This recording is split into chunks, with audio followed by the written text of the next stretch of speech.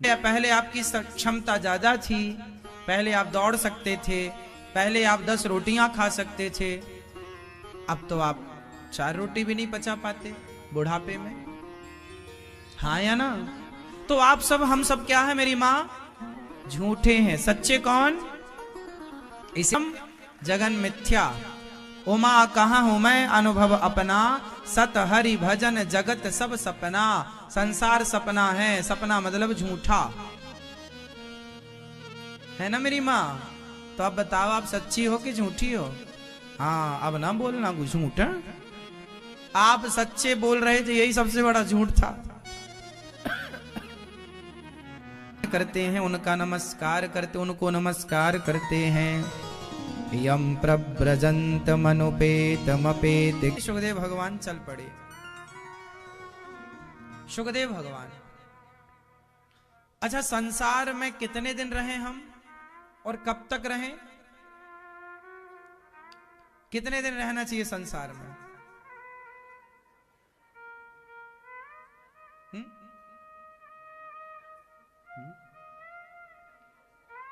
जब तक मोक्ष ना मिल जाए तब तक। आप बताओ भैया, संसार में कब तक रहे? जब तक मोक्ष ना मिल जाए। तो मिला मोक्ष किसी को आपके पीढ़ी में?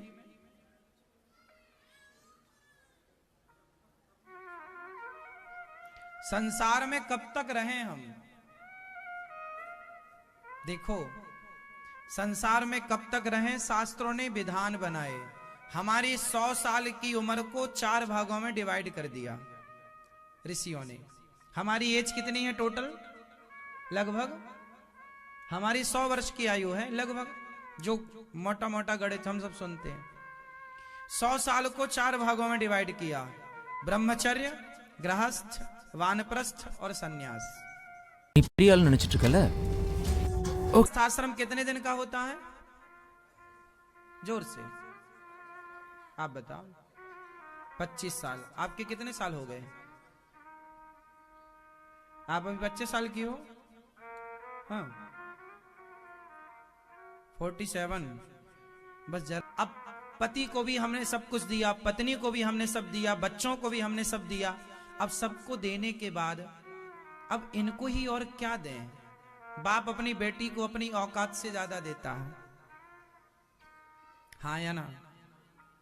बाप अपने बेटे को सब कुछ देता है।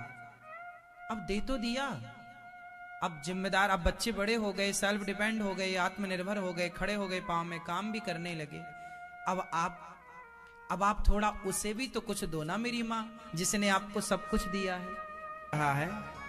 तो आप सब कुछ परिवार को ही क्यों दे रही हो या दे रहे हो? 50 साल तक बहुत है, दे दिया। अरे 60 साल तक बहुत है, दे दिया। अब बची हुई श्वासें अब भगवान को दो। हे प्रभु, अब मेरी प्रत्येक श्वास पर आपका अधिकार है। हर श्वास में हो सुमिरन तेरा, यूं बीत जाए जीवन मेरा। बेटा बेटा करते भी रहो, संसार में उलझे भी रहो और उलझे उलझे मर जाओ। देखो, अब आप बूढ़े हो गए हैं और आप भी मन बेटा और बहू में लगाएंगे ना, तो आपकी दुर्गति के सिवाय कुछ नहीं होना।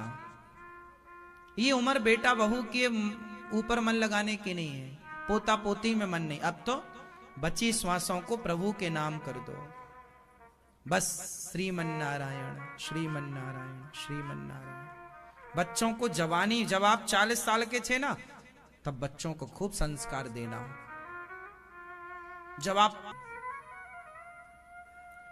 हाँ या ना? छोटे हैं तो आप कच्ची माटी को तो आप जो आकार देना चाहो दे दो, पर पकाने के बाद अब कुम्हार घड़ा बनाए और फिर सोचो कि नहीं अब घड़ा थोड़ा चेंज करते हैं, तो चेंज नहीं होगा। अब वो पहले चेंज हो सकता था, हाँ या ना?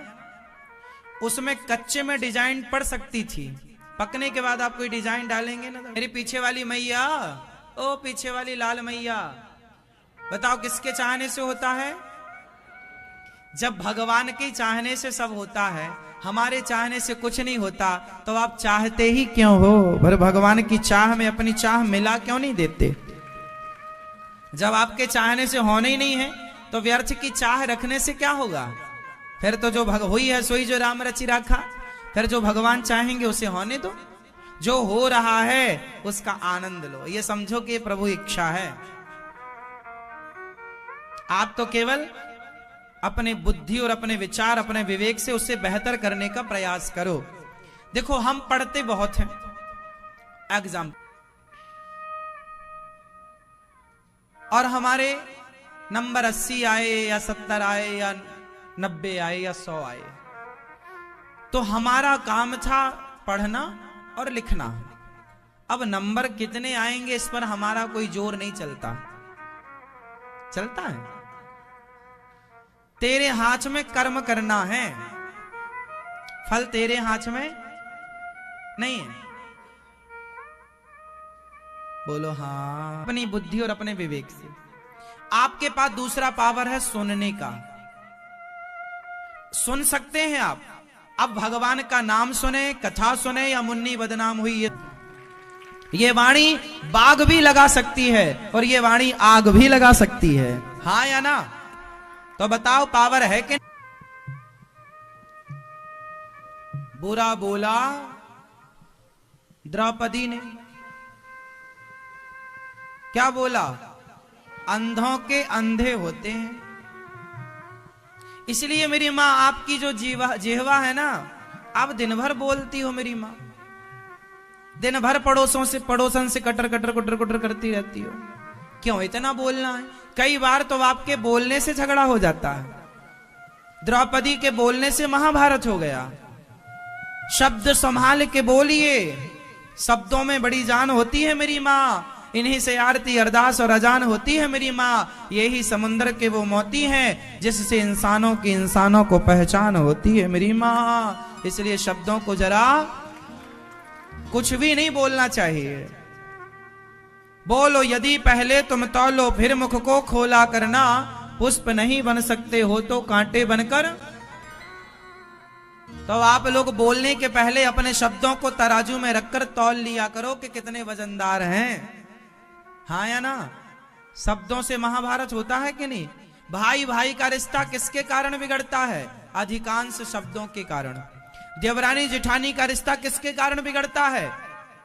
जेठानी ने कुछ कह दिया, बहू देवरानी को बात लग गई, दिल में लग गई। लो हाँ। कई बातें अक्सर दिल में लग जाती। जन्मदिन निकल गया, कुछ नहीं दिया उसने, हैप्पी बर्थडे टू यू भी नहीं बोला। और सुनो, हमारा पति हमें एक बढ़िया पार्टी दिया, सबको बुलाया, खिलाओ। सुनो ये देखो अंगूठी इतनी बड़ी 1 तोले की है, ये दी हमें उसने। हाँ, बहुत प्यार करते हैं हमारे पति, भूलते नहीं है कुछ भी। तुम्हारे लगता तुमसे प्यार नहीं करते। अब देखो ये पड़ोसन कह रही है, अब इसे कैसे पता कि तुम्हारे पति प्यार नहीं करते?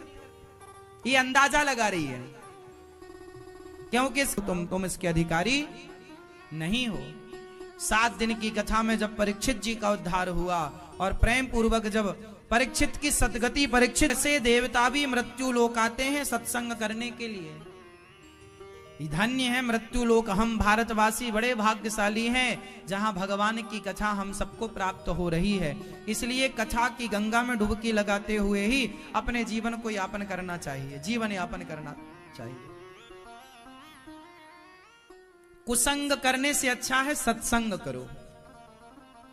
आप पड़ोसन की बातें सुनने से अच्छा है कि आप अनिरुद्धाचार्य की बातें सुनेंगे तो आपके जीवन में कुछ अच्छा ही होगा, बुरा कुछ नहीं हो सकता। हमारी बातें आपके लिए एंटीबायोटिक का काम। त्रेता में 3 पांव रह जाते हैं, द्वापर में 2 पांव रह जाते हैं और कलयुग में 3 पांव टूट गए। धर्म के 1 पांव पर धर्म टिका हुआ। बताओ कलयुग में क्या बचा है? धर्म का कौन सा चरण बचा है? मैया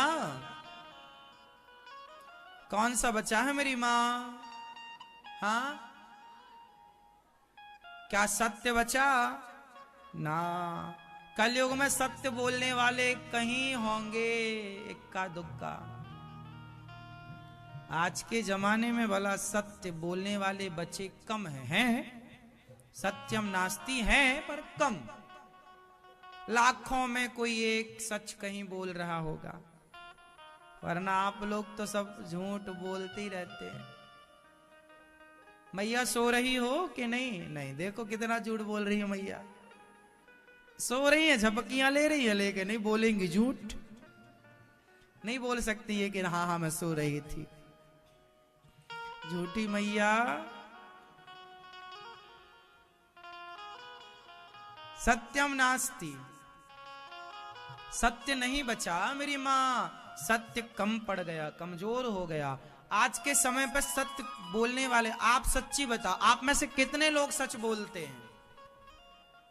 उठाओ हाथ।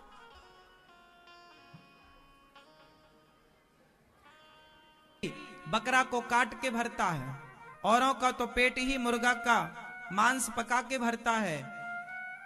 धर्म की उम्मीद, सत्य की उम्मीद यदि इस धरती को किसी से है तो भारतीयों से है, कि भारत के लोग सनातनी लोग हैं और ये दयावान लोग हैं। हमारे धर्म में अहिंसा ही परमो धर्मः की बात कही गई है। किसकी बात कही गई है? मैया, किसकी बात? जोर से। अहिंसा। अहिंसा का मतलब है किसी की हत्या ना करना। अब बताइए, हिंदुओं को आप छोड़ दीजिए तो दुनिया में अहिंसा की बात करने वाले लोग हैं, और अहिंसा की बात करने वाले भारतीय भी यदि मांस खाने लग गए, हत्यारे हो गए, हत्या करने लग गए, तो बताओ धर्म किसकी शरण में जाएगा? सत्य कहां जाएगा और दया कहां जाएगी? दया को आप नहीं बचाओगे तो बचाएगा कौन? सत्य बोलना क्या केवल हरिश्चंद्र का काम है? क्या आपका नहीं है? बोलो मेरी मां। पराई स्त्री को मां, बहन, बेटी मानना क्या राम का काम है? क्या आपका काम नहीं है? धर्म को बचाओ साहब, अपने भीतर धर्म को रखो, धर्म ना छोड़ो। हम मर जाएंगे तो फिर जन्म ले लेंगे, हम मर गए तो फिर आ सकते हैं, पर धर्म एक बार चला गया ना। धर्म। आप सबसे मेरा सवाल है, सत्य कौन बोलेगा? नाम बताओ उसका, मैं उसके पांव पकड़ना चाहता हूं। कौन बोलेगा सत्य? आप तो कहते हैं महाराज जी हमारी तो दुकान झूठ बोलने से चलती है, हमारा तो बिजनेस ठप हो जाएगा। इसका मतलब यह हुआ कि अब सब झूठ बोल रहे हैं। तो बताओ फिर सत्य तो रो रहा होगा कहीं किनारे में बैठा कि हमें तो धारण करने वाला कोई नहीं है। कोई तो बचो मेरी मां। पाकिस्तानियों से क्या उम्मीद करोगे आप? उम्मीद तो भारतीयों से है। दया की, धर्म की, सत्य की। अपने धर्म को ना जाने दो, अपने सत्य को की जिम्मेदारी मत लो। हमें पता है कि हम झूठे हैं या सच्चे हैं, लोगों को नहीं पता। लोग तो आपके बाहरी व्यवहार को जानते हैं, भीतर की बात तो आप ही जानते हैं। आपसे बेहतर आपको कोई नहीं जानता। आपकी पत्नी भी आपको नहीं जानती आपसे बेहतर, आपका पति भी आपको नहीं जानता आपसे बेहतर। आप जमाने से झूठ बोल सकते हैं, क्या स्वयं से झूठ बोल सकते हैं? क्या खुद से झूठ बोल सकते हैं?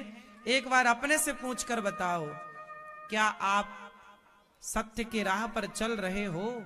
यदि चल रहे हो तो हम आपको प्रणाम करते हैं, और नहीं चल रहे हो तो देखो सत्य ना छोड़ो।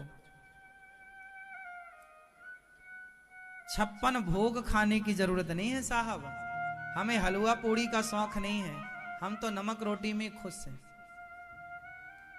हमें बेईमानी के 56 भोग से कोई मतलब नहीं, हम तो ईमानदारी की नमक रोटी में खुश हैं। कमाओ पैसा, ईमानदारी से कमाओ, करो बिजनेस, ईमानदारी से करो। क्या ईमानदारी से बिजनेस नहीं हो सकता? हो सकता है। क्या ईमानदारी से आपकी दुकान नहीं चल सकती? चल सकती है। तुम ठान तो लो। सत्य। हरिश्चंद्र ही नहीं, हम सबको हरिश्चंद्र के राह पर चलना है।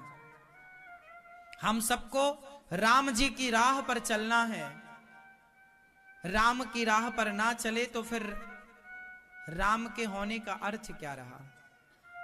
आप और हम राम के अनुयायी हैं। राम मंदिर बना, किस किस को खुशी हुई? तो आप सब राम जी के अनुयायी हो? उत्तर देना, हम सब राम जी को